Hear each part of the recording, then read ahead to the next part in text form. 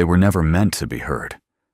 Two poor twin girls quietly surviving a world that rarely noticed them until a school talent show turned their pain into a public joke. But then a man who had forgotten how to live heard something no one else did. And everything changed.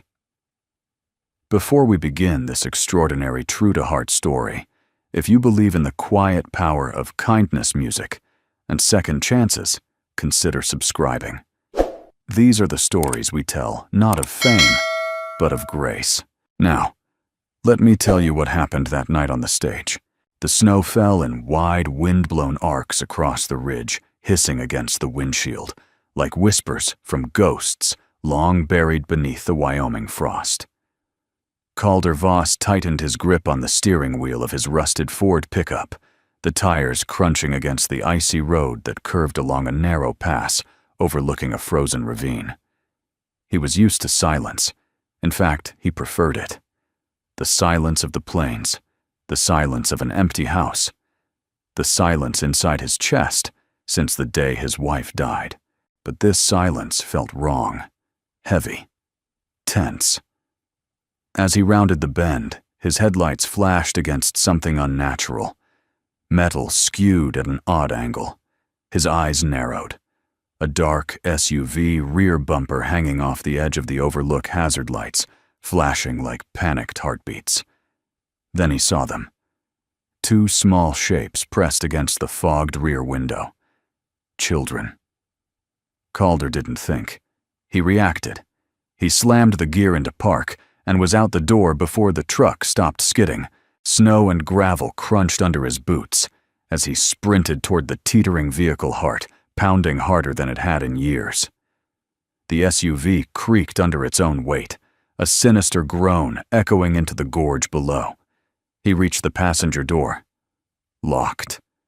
Inside, the girls' twins, maybe 7 or 8, were sobbing, banging weakly against the glass.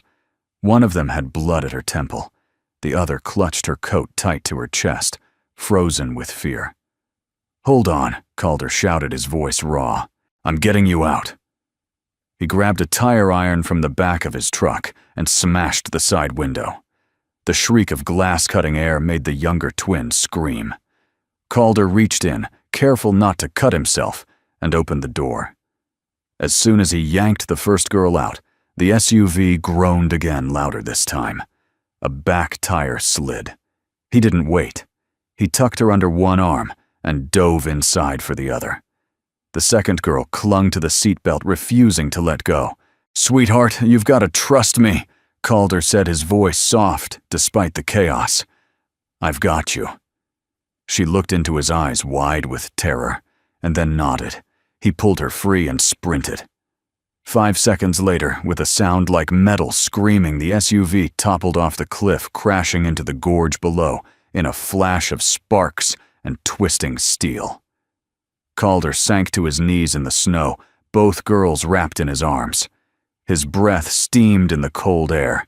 His pulse thundered in his ears. They were safe, and somehow so was he. 30 minutes later, an ambulance arrived. So did the sheriff, the paramedics, and the county child services liaison. Calder gave his statement quietly, holding his coat around the two girls, while a medic cleaned the gash on the elder twins' forehead. He learned their names, Seren and Leora, sisters, age 9. Their foster father had abandoned them during a tantrum and sped off drunk. No one knew where he was. "What happens to them now?" Calder asked, glancing toward the ambulance where the girls sat huddled together under a blanket. "We'll take them in for a medical exam, then place them in temporary care," said the social worker. She had a clipboard and a kind voice, but no time. "We've got a shortage of homes in this area. It'll probably be out of county." Out of county. Away. Calder looked back at the girls. Seren's hand was tucked inside Leora's, their foreheads resting together, as if they shared one thought, one breath. Something stirred in him, something long, dormant. He cleared his throat. "Can I keep them here for a while, I mean? Just until you find someone permanent?" The social worker raised an eyebrow. Are you certified for foster care? No. Ever done it before? No. She hesitated. You live alone? Calder nodded. Yes. Since my wife passed. It's just me now. There was a long silence. Then the woman said, Let me make a call.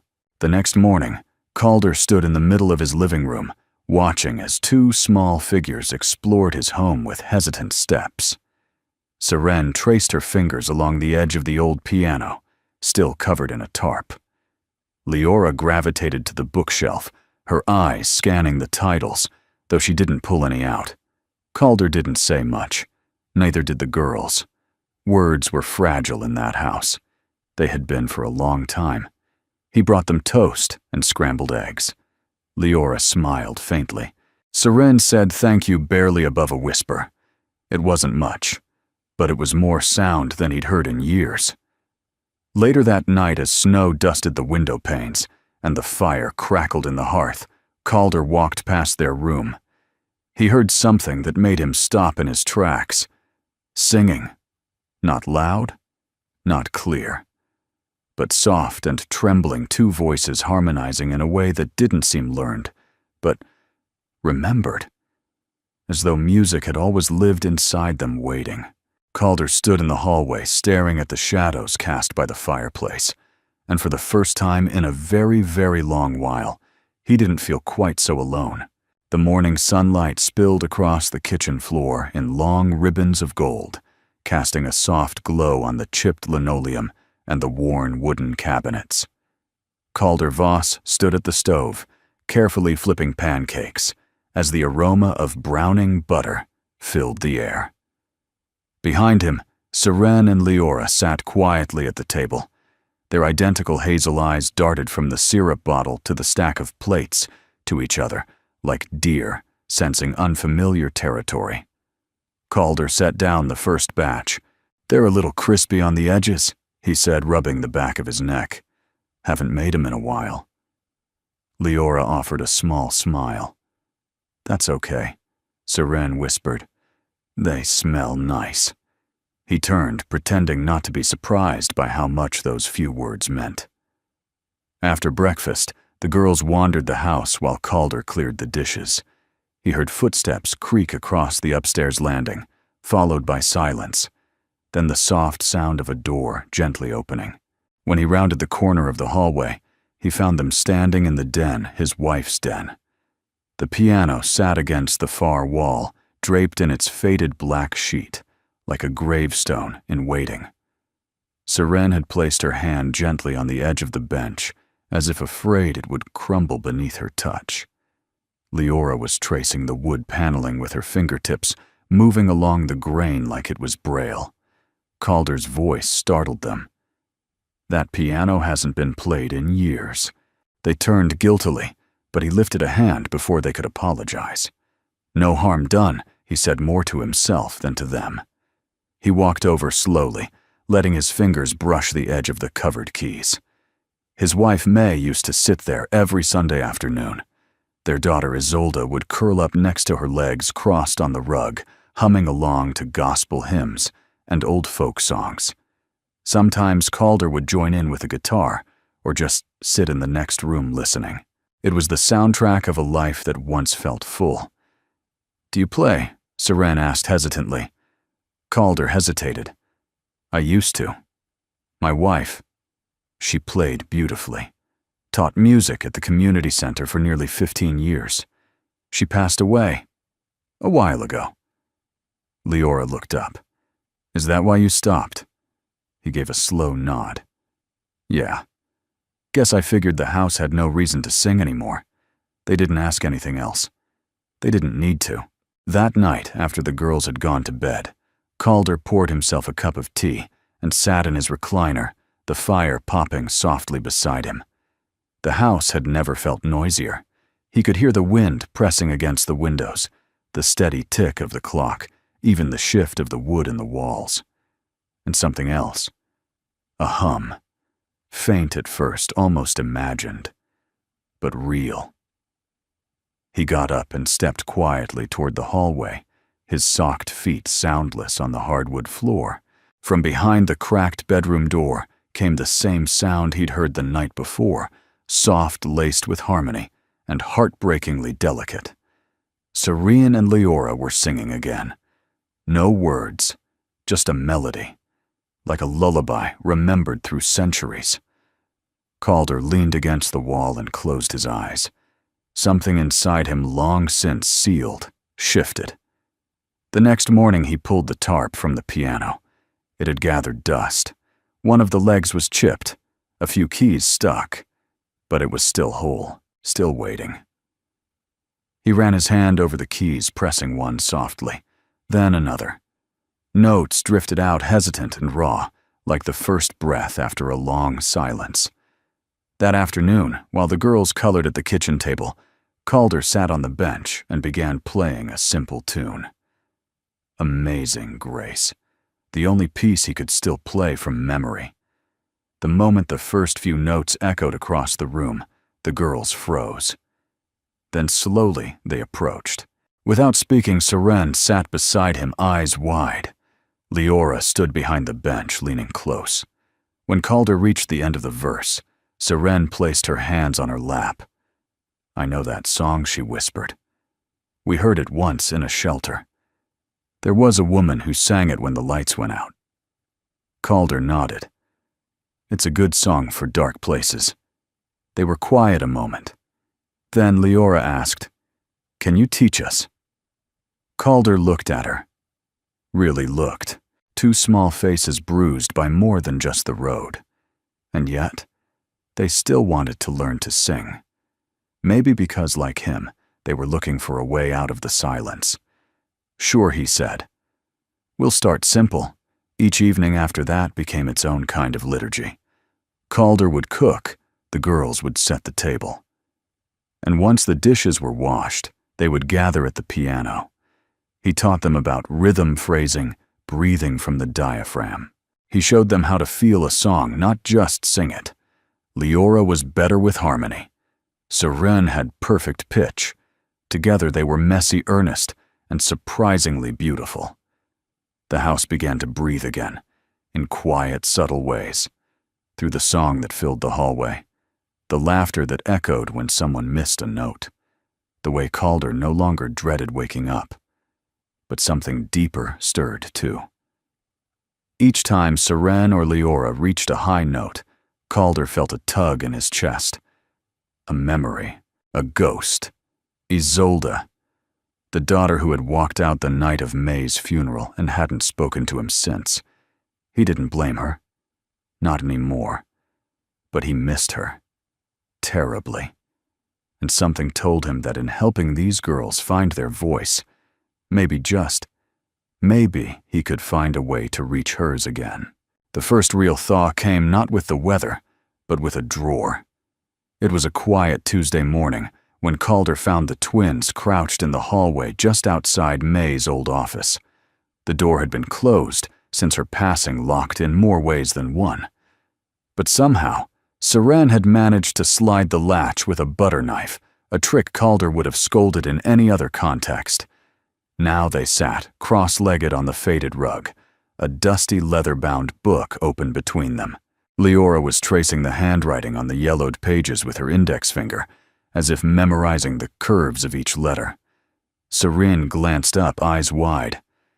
"We didn't mean to sneak," she said quickly. "We just wanted to see what kind of songs she liked." Calder's breath caught. He knelt beside them slowly, wiping a streak of dust from the cover. May Whitlock Voss, Songbook number 1 was etched in curling script. He hadn't seen it in years. "It's okay," he said, voice low. She would have wanted someone to open it again. Inside, page after page was filled with handwritten arrangements, hymns, folk ballads, original compositions, notes in the margins written in pencil sometimes, in May's voice, sometimes in Calder's. Too slow. "Try 3/4 time. Isolde harmonizes here. Daniel can't sing this key to save his life." Calder chuckled, then blinked back something warm behind his eyes. At the very back of the book, folded between 2 pages, was a smaller torn sheet. Unlike the others, it had no notes, only lyrics. Half finished. One verse, a chorus, and a final line written hastily in red ink, for those who've never been heard. "What song is this?" Seren asked, her voice barely more than a breath.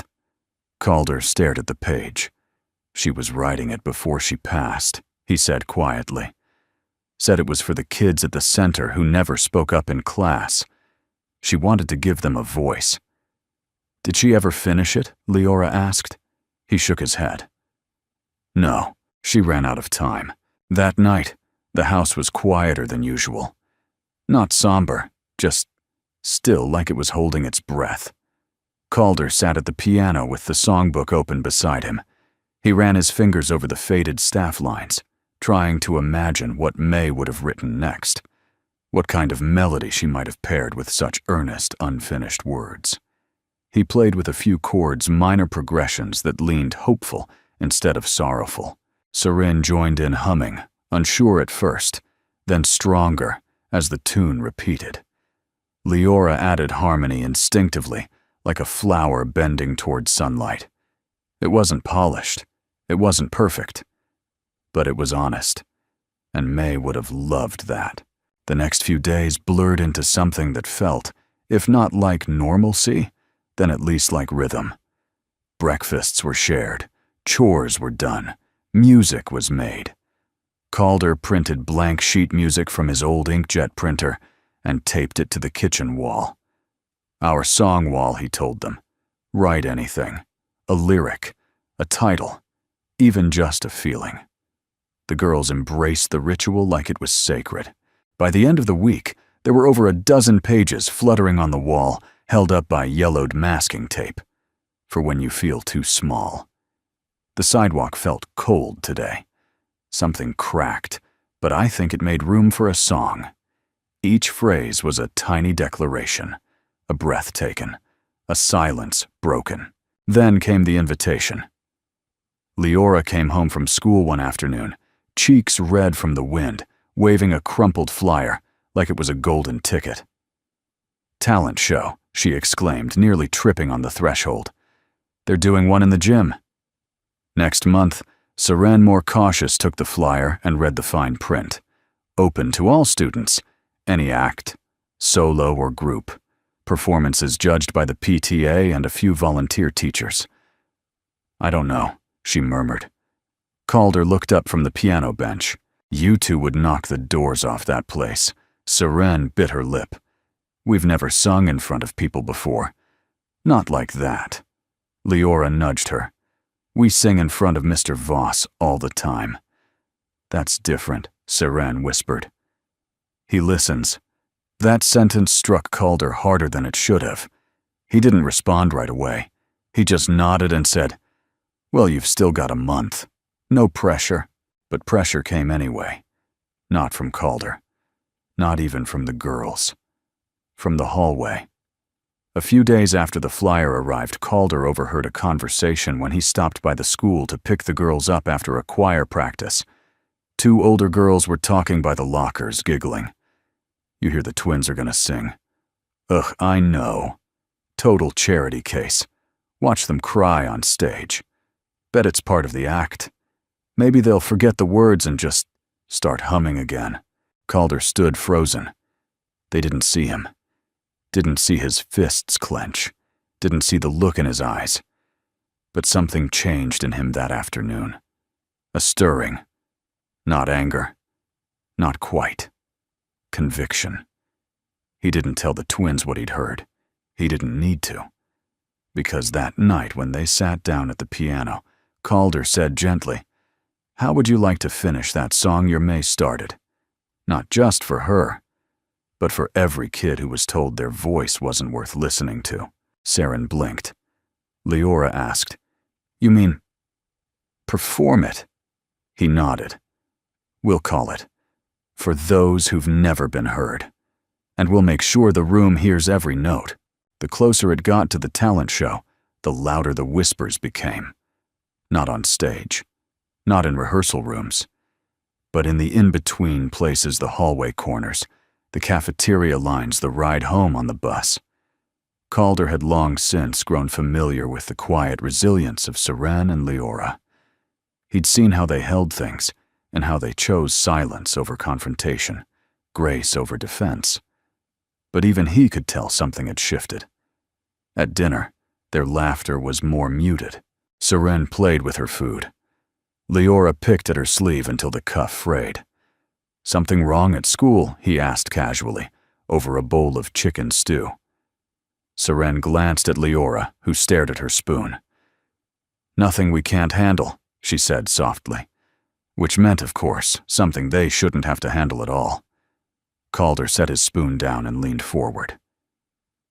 "You know, I spent a lot of years thinking silence was strength, that keeping things to yourself meant you were tough. Turns out silence can be pretty lonely too." Leora looked up. "We're not scared, just embarrassed." Why, Seren answered her voice barely audible. "Because they're laughing, not out loud, but in the way they look at us. Like we're just sad."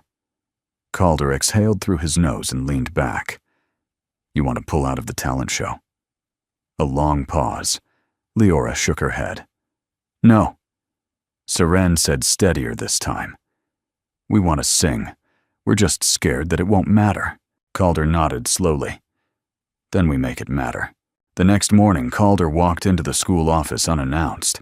He hadn't been inside Brook Hollow Elementary in nearly 2 decades. The walls hadn't changed much, still lined with watercolor art motivational quotes and that faint smell of pencil shavings and hand sanitizer. But the office staff certainly noticed when he stepped in. He waited 5 minutes before being ushered into the principal's office. Meridia Glint sat behind a sleek desk, glasses perched at the edge of her nose, a half-eaten granola bar beside her laptop. She didn't rise to greet him. "Mr. Voss," she said flatly. "What brings you in today? I wanted to talk about the upcoming talent show." Her brow lifted a fraction.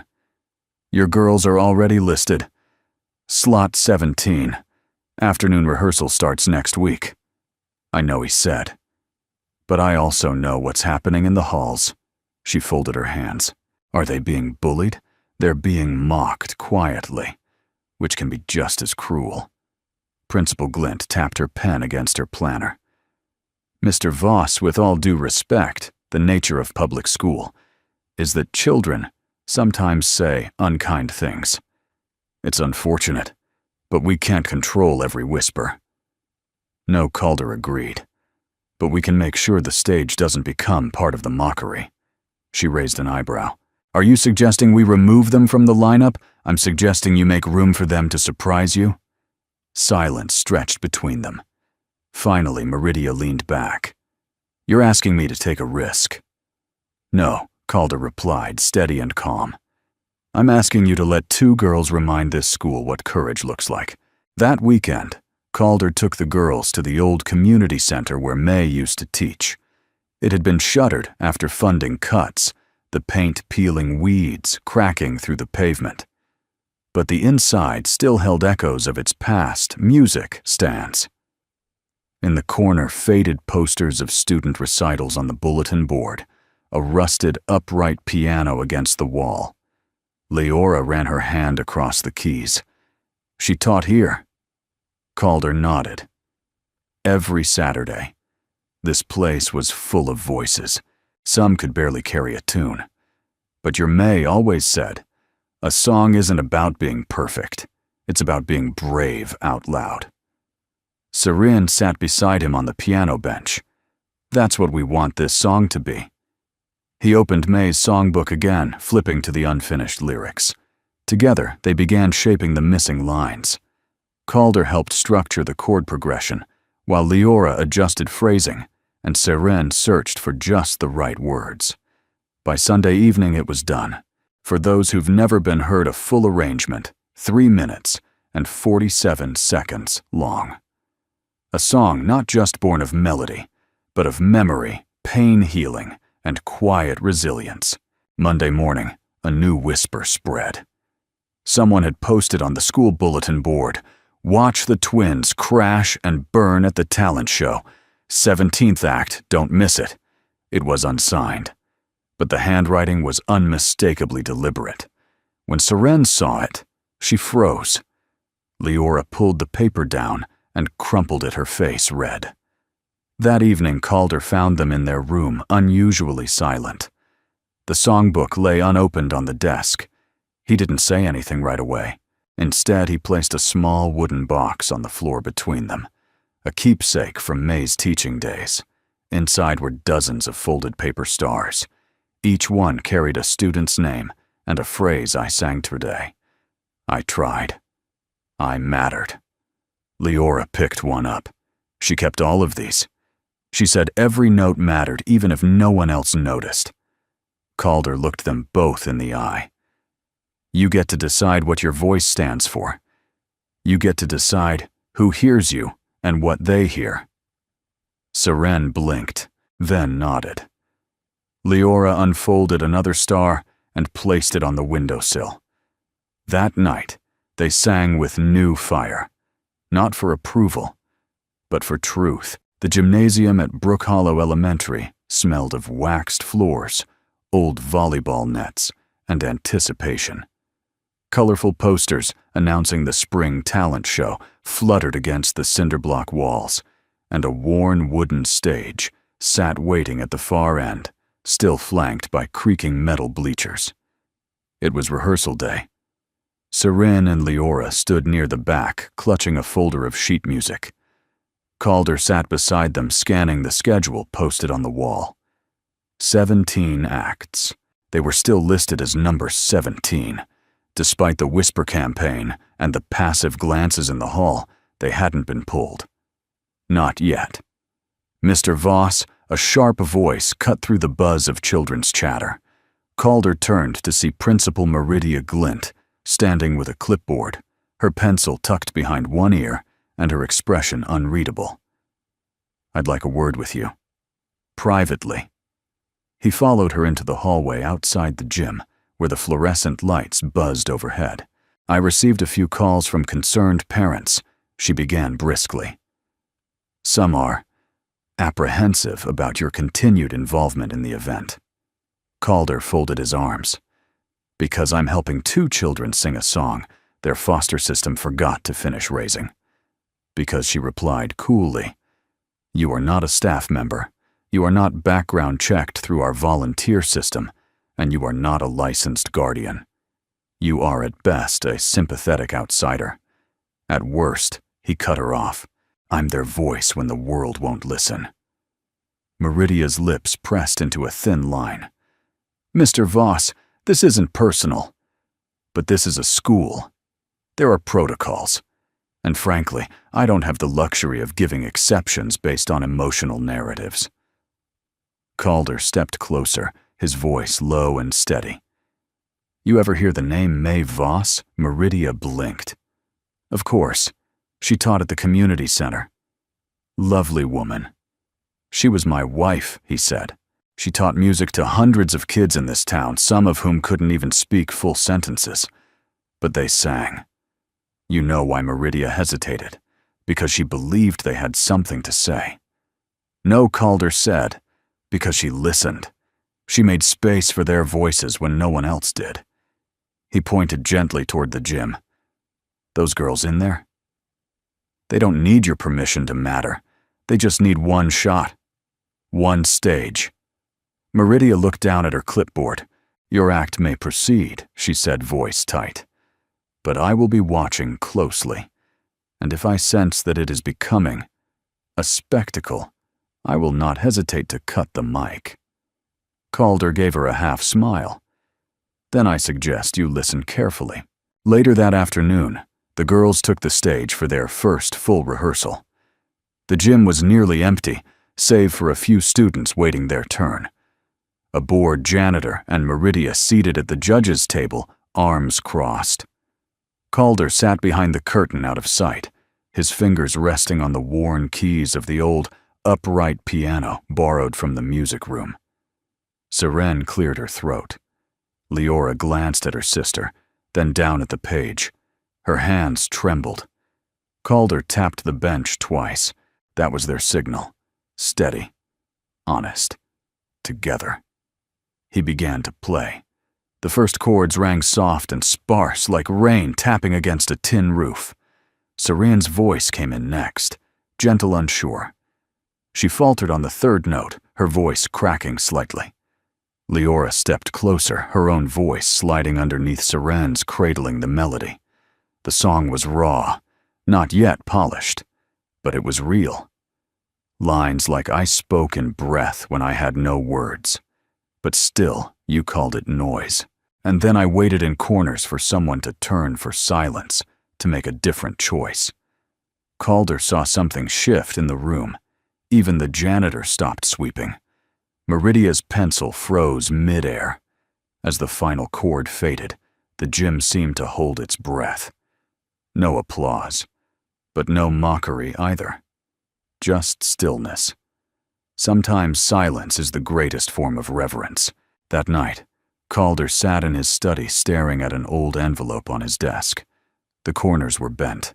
The ink had faded slightly. It was a letter. Unsent.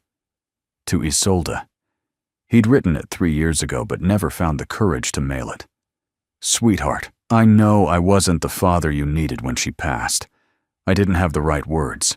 And by the time I realized you did, I'd let the silence become habit. I hope you sing again someday, even if it's not to me. Love, Dad. He never hit send. He never even added an address, just folded it. And waited. At 10:37 p.m., Calder's phone buzzed. A number he hadn't seen in 5 years. He hesitated, then answered. That his breath caught. Isolde. Silence on the line. Then carefully I saw a video of 2 girls singing at a school. Someone posted it online. They said their guardian was a man named Calder Voss. Calder's throat tightened. They're not mine. Not by blood. You played piano, she said. The song sounded like something Mom would write. She started it, he whispered. They helped me finish it. A beat of silence. Then I'm coming home next week, if that's okay. Calder looked up at the ceiling, at the cracked plaster, the old light fixture, and the shadows that had lived in that house for too long. His voice was steady. I'll leave the porch light on. The morning Isolde returned, the wind was softer than usual. It rustled the budding trees like a whisper, and for the first time that season, the ice on the porch steps had melted completely. Calder Voss stood at the window, his coffee cooling in his hand, watching the road like a man waiting for an eclipse, something rare, beautiful, and dangerous to hope for. The girls were still asleep upstairs. Sheet music lay scattered across the piano bench, and a half-finished bowl of cereal sat forgotten on the kitchen table. The house felt full. It hadn't felt that way in years. Then at 8:12 a.m., a rental car pulled into the driveway. She stepped out with the same graceful determination that had once driven her to piano competitions, to debate club, to scholarships and beyond.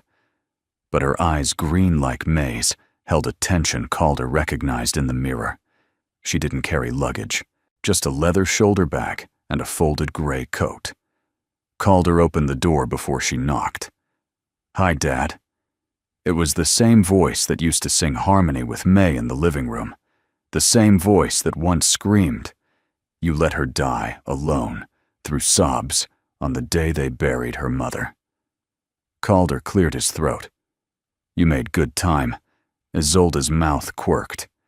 Speed limit's more of a suggestion in Montana. For a moment they simply stood there, the years between them laid bare like an unswept floor. Then Calder stepped back. Come in. I made coffee. The kitchen was warm, cluttered in a lived-in way. Isolde glanced at the piano, the music on the wall, and the pair of small sneakers kicked off near the couch. You've got roommates. They came with questions, Calder said softly. I figured the least I could do was try to give them answers. She picked up one of the papers on the table, song title If I Were a Light, and ran her thumb across the smudged pencil marks. They wrote this. Some of it's May's, some's mine. It kind of became everyone's. He poured her coffee, slid the mug across the counter. They sipped in silence. Finally, Isolde spoke. "Why didn't you send the letter?" He looked down at his cup, because I was afraid silence had become safer than the truth. She tilted her head. "And now. Calder said, I think maybe silence is just the space waiting for a song." Later that morning, Seren and Leora came down the stairs in matching flannel pajamas and stopped short at the sight of Isolde in the kitchen. Calder made the introduction with quiet pride. "Girls, this is my daughter Isolde." Leora offered a small wave. Seren whispered, "You look like someone who used to live in the walls here." Isolde smiled. That's probably accurate. They sat on the floor together, later flipping through the old songbook, Isolde, showing them the notes May used to write in the margins. She told stories how May once forgot the words mid-performance and made up a second verse that had everyone in tears, or how Calder used to tune the piano obsessively before every Sunday sing-along. Calder watched from the threshold, arms crossed, heart unsteady. He had imagined this scene 1,000 times, but never like this, never so simple, so unforced. Forgiveness, he realized, didn't always come with trumpets and speeches. Sometimes it came with a quiet seat on the floor and the return of someone who once said they'd never come back. That night, Isolde asked to hear the song. Calder hesitated. "It's still rough. They're still figuring it out. Play it anyway." He sat at the piano. Seren and Leora took their place behind him, shy but glowing. The moment his fingers touched the keys, the girls began to sing, tentative, but true. The lyrics trembled at first, then steadied. I waited for thunder to drown out my voice, but silence stayed louder than sound. I whispered in rhythm, afraid of the noise. Then I saw your hand reach around. As they sang, Calder saw Isolde press her hand to her mouth. Tears slid down her cheek.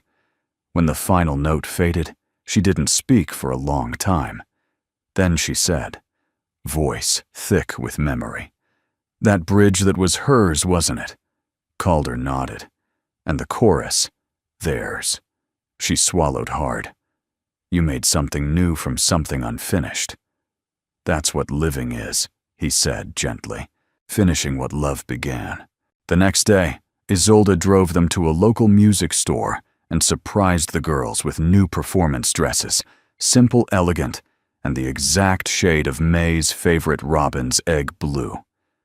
When Seren protested, Isolde knelt and said, "A stage isn't about showing off, it's about showing up." Later that night, Calder found her standing alone in May's old studio, the soft light from the hallway casting long shadows on the floor. "She left something for you," he said. He handed her a small cassette tape labeled, "For Isolde. Play this when the house is quiet." Isolde turned it over in her hands like it was porcelain. She made this the day before we took her to the hospital. Without a word, she placed the tape in the old stereo and pressed play. The room filled with May's voice, cracked in places breathless, but warm like a quilt. "To my sweet girl, you were always the melody I couldn't stop humming. When the world feels sharp, sing softer. When the world goes quiet, sing anyway." Isolde folded into her father's arms, and for the first time since the funeral, they cried the same tears. Together. The final week before the talent show came with a strange kind of weight, one that hung in the air like humidity before a storm. Each day felt fuller, tauter, more expectant. The song was ready. The dresses were hung on the back of the girls' bedroom door. Even the shoes had been polished. And yet Calder sensed something unraveling just beneath the surface. Serene had begun chewing the corner of her music sheets. Leora always, the steadier one, grew quieter. They sang with precision, but the spark behind their eyes flickered. Isolde noticed it too. "They're nervous," she said one afternoon, as they stood at the kitchen window watching the girls walk home from school. "But it's not just stage fright. Calder nodded. It's something else. The something else arrived the next morning. Serene opened her locker and found a folded paper taped inside. In thick black marker, it read, "Can't wait to hear the charity cases." Cry. Leora found a cruder version shoved in her backpack. The worst came at lunch. A group of students at the next table began humming mockingly off-key and nasal loud enough for the cafeteria to hear. "Help me, I'm sighing." Laughter erupted. A teacher eventually stepped in, but the damage was done. That evening, Calder found the girls sitting on the porch, swing their sheet music torn into strips and scattered like feathers across the lawn. "We're not doing it," Leora said flatly. Serene added, "They don't want to hear us. They want to watch us fall apart." Calder sat down beside them but said nothing at first. He didn't want to offer a pep talk. This was bigger than courage. This was about shame, about the way children can be cruel with surgical precision. After a long silence, he asked, "You know what microphones are for?" The girls didn't answer. They're not for the loudest person in the room. They're for the voice that wouldn't be heard otherwise. He looked out across the field. There were nights after your mother died that this house was so quiet, it felt like a vacuum. I didn't play a note for 4 years. Not one. But music waited. It doesn't vanish. It waits, Serene whispered. "But what if they laugh? Then let them," Calder said gently. "Because you're not singing for them." He turned to them. "You're singing for the girl you used to be, for the kid who curled up in shelters, for the version of you that thought maybe the world had no room for your sound." Isolde stepped out onto the porch behind them, and for the girls watching from the back row who need to know they're not the only ones. The twins sat in silence. Then Leora stood up, brushed her dress off, and said, "We'll need fresh copies of the music." The next day, rehearsal resumed. Serene and Leora sang quietly at first, then stronger. Their harmonies realigned. Their phrasing softened. Isolde worked with them on breath control. Calder adjusted the final bridge, adding a subtle minor chord progression that gave the final chorus a sense of lift, like hope pushing through broken ground. Then just before they packed up, the gym door swung open.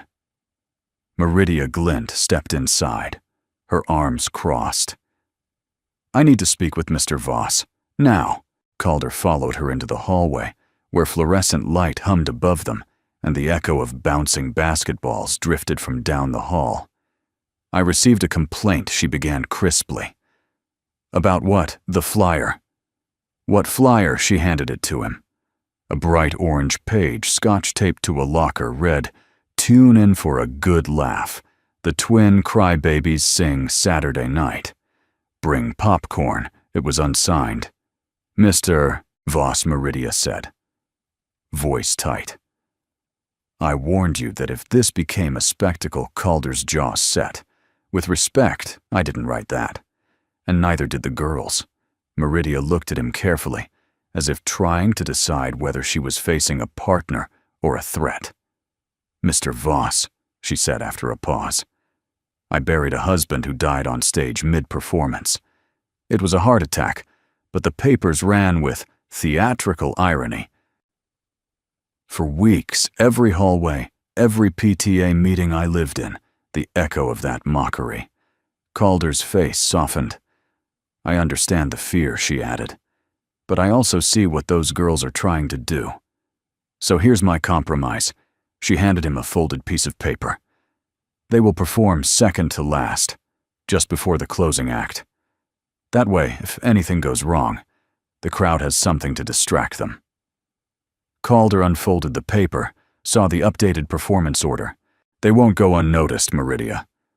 "I'm counting on it," she said, and turned down the hallway. That evening, Calder sat at the piano alone. He stared at the keys for a long while, then slowly opened May's songbook. Near the back in her handwriting, A voice doesn't ask permission to matter. He turned to a fresh page and began writing.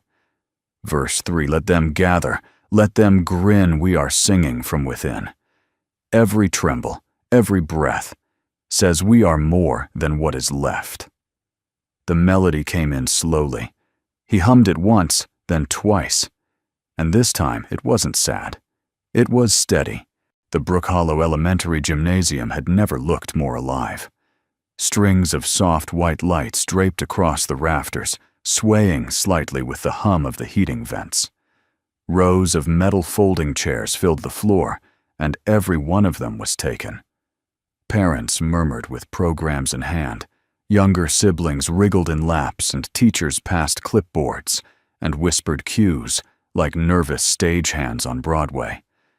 At the far end of the room stood the stage, low wooden, creaky in the corners. A microphone had been set center stage, flanked by a single stool and a well-tuned upright piano borrowed from the music room. Behind the velvet curtain, Calder adjusted his tie for the 5th time. It was the same tie May had given him for their 20th anniversary Navy with faint silver music notes. Too much, he muttered, smoothing it down. Isolde, seated just off stage with the other volunteers, smirked. You've worn the same flannel shirt every Christmas for 12 years. You're allowed one dramatic moment. He chuckled. Then the lights dimmed. A hush fell over the room, and the show began. Acts came and went, some charming, some chaotic. A 4th grader in oversized cowboy boots recited a tongue-twister poem. A group of 2nd graders did a dance number that ended with 2 kids falling into the curtain, prompting gentle laughter. Each act brought polite claps, occasional chuckles, and a growing sense that most people were simply waiting for the final act, a local middle school band scheduled to close the night. Then a pause. A volunteer stepped onto the stage and tapped the mic. Our second-to-last performers this evening are new students, Seren and Leora, accompanied by Mr. Calder Voss. The audience rustled. A few whispers, a few head tilts. From the wings, Seren froze. Leora reached for her hand. Calder knelt beside them. Just look at each other. Not the crowd. Not the lights. Just the 2 of you. And let the rest take care of itself. The girls nodded. The curtain rose. They stepped out slowly, 2 small figures in robin's egg blue dresses, their hair neatly braided cheeks, flushed with quiet nerves. Behind them, Calder settled on the piano bench, fingers hovering over the keys. For a heartbeat, the audience didn't know what to expect. Then Seren stepped to the microphone. She opened her mouth. Nothing came. A few murmurs rippled through the audience. Someone cleared their throat. Leora turned wide-eyed. But then Calder played the opening chord. The note hung in the air like a question. Seren closed her eyes and sang. Her voice was breathy at first, like it had to squeeze past a wall of fear. But it grew with each word, soft and true. Then Leora stepped in her harmony, threading under the melody like a river beneath ice. Together, they wove the song May had left behind. I sang in rooms where no one turned, where quiet meant I wasn't heard. But still, I hummed the thread of me, a song unfinished, finally free. Calder kept his eyes on the keys, but his heart was with them, beating with every pause, every tremble, every brave note. The audience sat still. No phones. No whispers. Just listening. By the 2nd verse, the girls' voices had risen. Not in volume, but in depth. There was no flash, no vocal gymnastics. Only sincerity, 2 children standing under a soft light, telling the truth in the only language they knew. At the bridge, Leora's voice faltered just slightly, but Seren caught her, with a harmony so clean, it felt like breath made visible. Then the final lines. This is for the girl who waited, for the boy whose voice was shamed, for every silent hallway, for every whisper named. We are louder than the laughter. We are more than what they see. We're the notes that fill the silence. We're the song they didn't free. As the last chord rang out, Calder lifted his hand slowly from the keys, and the room stayed silent.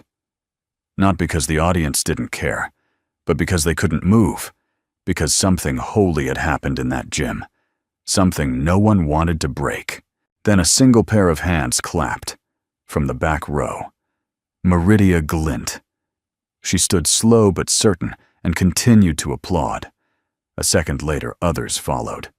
Teachers, parents, students. Soon the whole gym was on its feet, not out of politeness, but reverence. Backstage, Seren collapsed into Calder's arms, shaking. "Did it work?" she whispered. He smiled. "Sweetheart," it sang. Leora grinned through tears. They didn't laugh. "No," Isolde said, stepping forward. They listened. From the hallway, a muffled chant had begun, encore, encore. But there would be no encore. Not tonight. Some moments are meant to remain untouched. One performance, one room, one miracle. Later that evening, when the house was quiet, Calder stood alone at the piano. The girls were asleep. Isolde had gone out to make a late-night grocery run. He sat on the bench and opened May's songbook. Near the back, beneath the last page, was a note he hadn't seen before. "Daniel, if you ever finish this song, don't forget the point isn't to be heard. It's to believe you're worth hearing." He closed the book gently, then began to play. Softly. But not for the house, not for the girls, for himself. The morning after the performance, the Voss household woke to birdsong. Not the shrill kind, but a soft, layered melody drifting in through the open kitchen window, the kind of sound that fills silence gently, like sunlight spilling through curtains. Calder stood at the sink, rinsing out coffee mugs, humming without realizing it. Not one of May's songs, not an old gospel tune.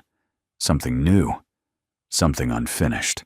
Behind him, the girls were still in their pajamas, spinning slowly in the living room, the hem of their dresses catching the morning light. Seren's arms stretched wide like wings. Leora hummed their final harmony, eyes closed, letting it echo off the walls as if the gymnasium still surrounded her. Isolde leaned in the doorway, her expression somewhere between amusement and awe. "You'd think they'd just won the Grammys. They won something better," Calder replied, drying a mug with slow precision. "They got heard." The first phone call came at 10:42 a.m. Isolde answered, frowning slightly as she listened. "Yes. They're here." "No, I'm not their legal guardian, but their current caretaker is one moment." She handed the phone to Calder with a puzzled look. "It's a woman named Carol Trent from the State Arts Council." Calder raised an eyebrow, took the phone. "This is Calder Voss." "Mr. Voss," the woman said warmly. "I was in attendance last night. My nephew's in 6th grade at Brook Hollow. He was performing in the juggling act." Calder nodded even though she couldn't see him. "I just wanted to say, I haven't seen a room held breathless like that in years. The twins, Seren and Leora, what they did wasn't just sweet. It was sacred." Calder blinked. "Thank you. That means more than I can say." "There's more," Carol continued. "We host a statewide youth music showcase in Laramie next month. It's a mentorship and performance opportunity. Would the girls be interested in performing expenses covered?" He glanced toward the girls who were now twirling in time, giggling as they accidentally bumped shoulders. "I think they'd like that," he said softly. Later that day, a letter arrived from the school. Hand-delivered. From Principal Meridia Glint. It was short. Typed. Signed with a fountain pen. "Mr. Voss, please extend my congratulations to Seren and Leora.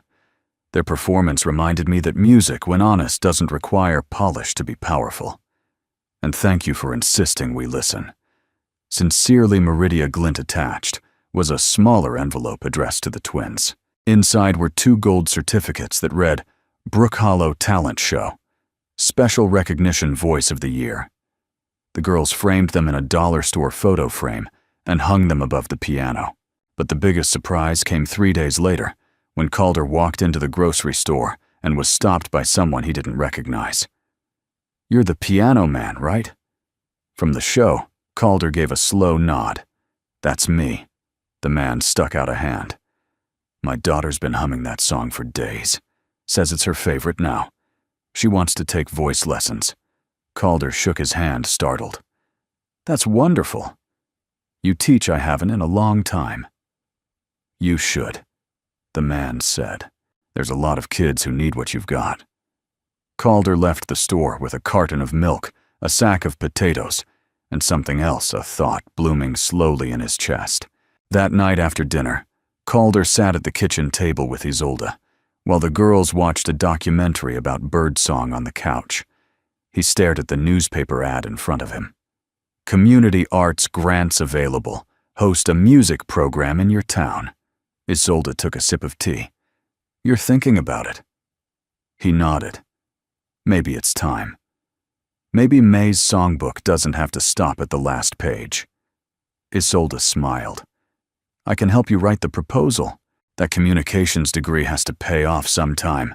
He chuckled, then looked at her more seriously. "You know, I think what happened wasn't just a standing ovation." "No," he shook his head. "It was a standing moment. Like, everyone in that room chose to stand for something. Not just the music, but what it meant." She leaned back, watching him carefully. "What did it mean to you?" Calder was quiet for a while. Then he answered, "It meant I still had something to give."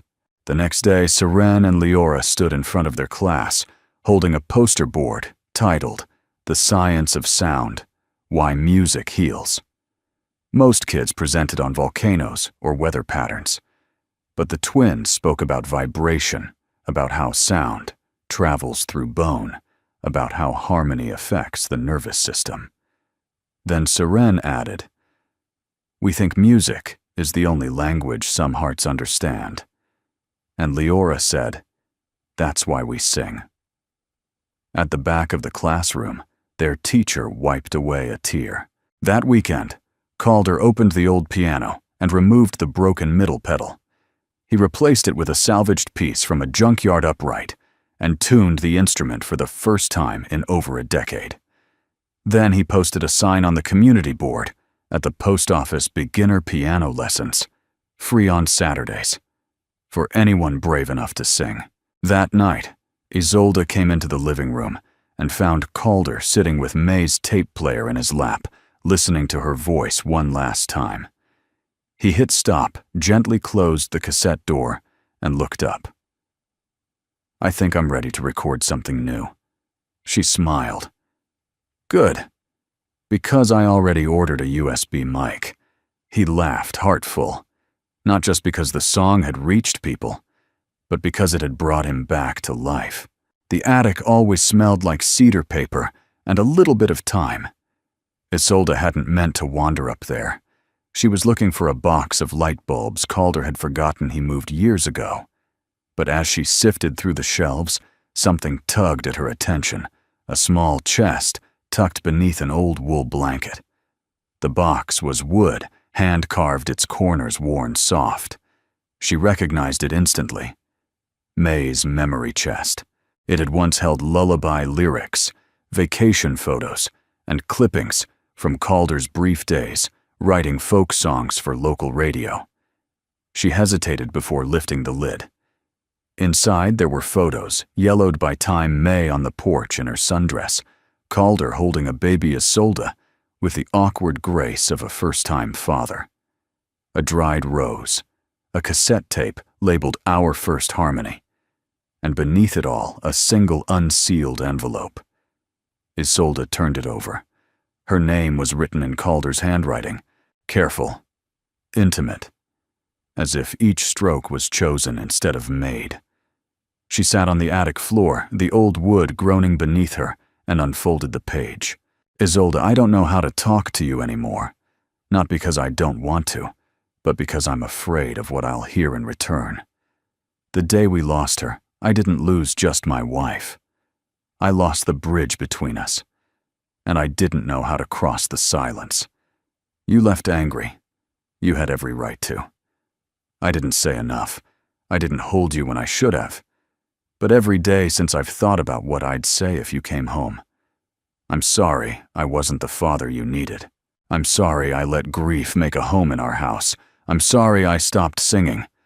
But I never stopped loving you. If you find this one day, I hope it's not too late.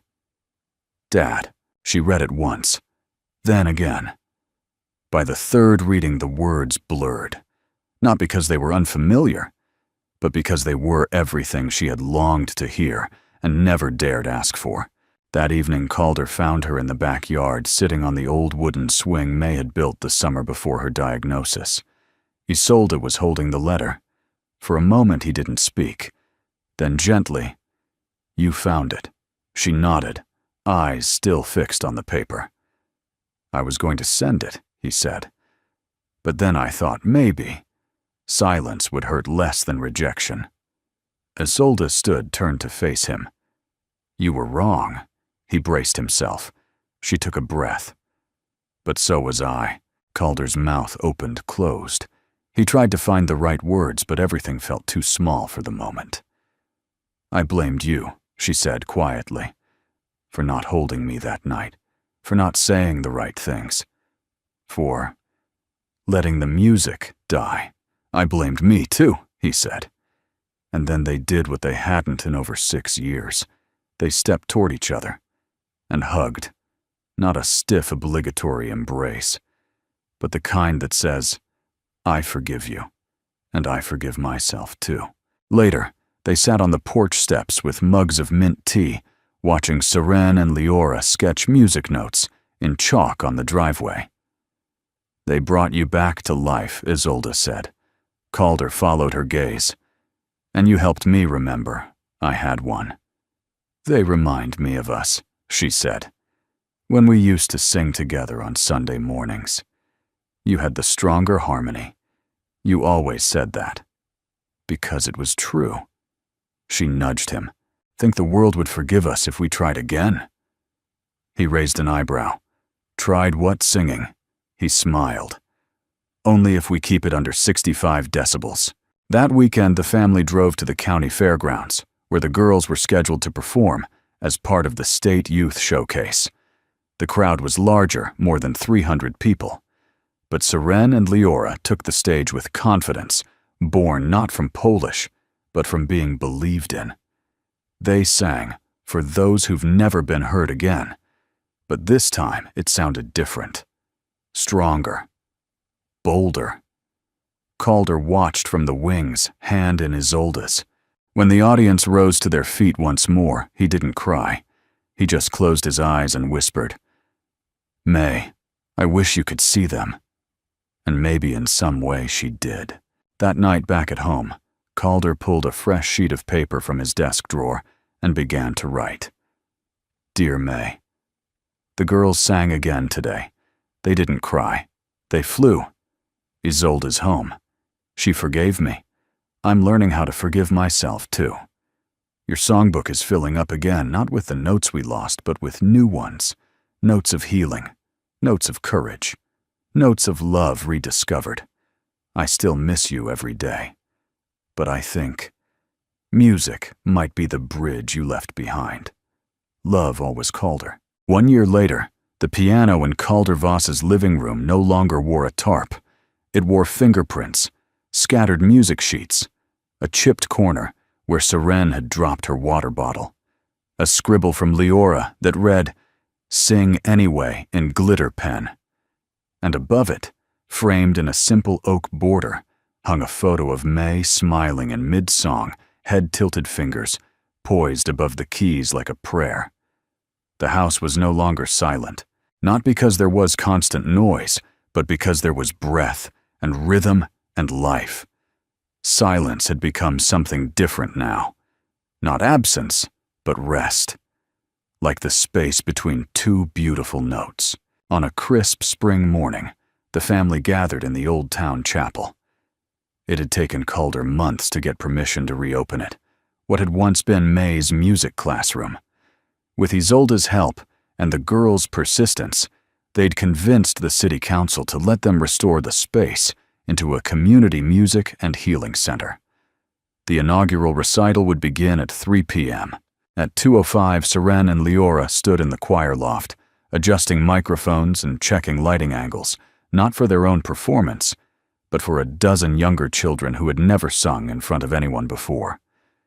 Calder stood near the back pew, arms crossed, watching them. His old flannel shirt looked comically out of place beneath the event coordinator lanyard. Isolde was beside him, clipboard in hand, gently calming a mother whose son had stage fright and a tendency to hiccup when nervous.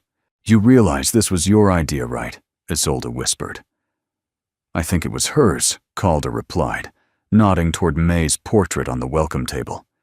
Isolde smiled. "You just carried it forward." The recital began like most do, awkward entrances, shy bows, soft clapping. But then came a boy named Micah, age 8, whose voice quivered so much he almost didn't make it through the first line of "Somewhere Over the Rainbow." He looked at Calder seated at the piano with eyes full of apology. Calder just nodded once. "Keep going." Micah took a breath and sang. The room didn't erupt in applause. It didn't need to. What happened was quieter and far more powerful. People leaned in. They listened. After the recital, as chairs were stacked and cookies were passed around, one of the grandmothers pulled Calder aside. "I lost my hearing in one ear during chemo," she said. "But when your girls sang that song last year, I didn't hear it in my ear. I heard it in my chest." Calder nodded, swallowing a lump in his throat. "That's where the best songs live," he said. Under the ribs. Back at the house that evening, the family curled up on the porch swing blankets over knees, tea in hand. The air carried the scent of fresh lilac and wood smoke from a neighbor's chimney. Seren softly picked at a guitar Calder had restrung for her birthday. Leora sang along under her breath, shaping a new melody without realizing it. Isolde leaned her head on her father's shoulder. "You ever think we'd get here?" she asked. "No," he said honestly. "But I think May did." Later that night, Calder sat alone at the piano. He opened May's songbook, now full no more blank pages. At the very end, someone, maybe Seren, maybe May herself, years ago had drawn a treble clef and written in small, delicate script, "Some songs don't end. They echo." He placed his fingers on the keys, then paused and reached for a fresh notebook. He wrote at the top, "Songbook number 2, for those yet to sing." 3 weeks later, Seren and Leora were invited to sing at a regional event for educators and community leaders. The theme was the power of listening. They sang for those who've never been heard again. But this time it was different. They wore no matching dresses, no microphones, just two sisters side by side, singing like the world had always made room for their voices. At the end, a woman from the crowd stood up and asked, "Who wrote that song?" The girls smiled and pointed to Calder, who stood quietly in the back adjusting the settings on the portable amp. He shook his head, chuckling, then stepped forward and simply said, "It was started by someone I loved, finished by two girls the world almost ignored, and carried by everyone who ever believed silence isn't the end of a story, but the beginning of a song." The room went quiet, and then they stood, not just to clap, but to witness. The chapel now hosts weekly music nights. Calder teaches beginners with hands too small for the keys. Isolde runs a program for teenage girls to write their own songs. Seren and Leora are writing a new one about starting over. They haven't named it yet. But Calder has an idea. He thinks it might be called The Song They Remember.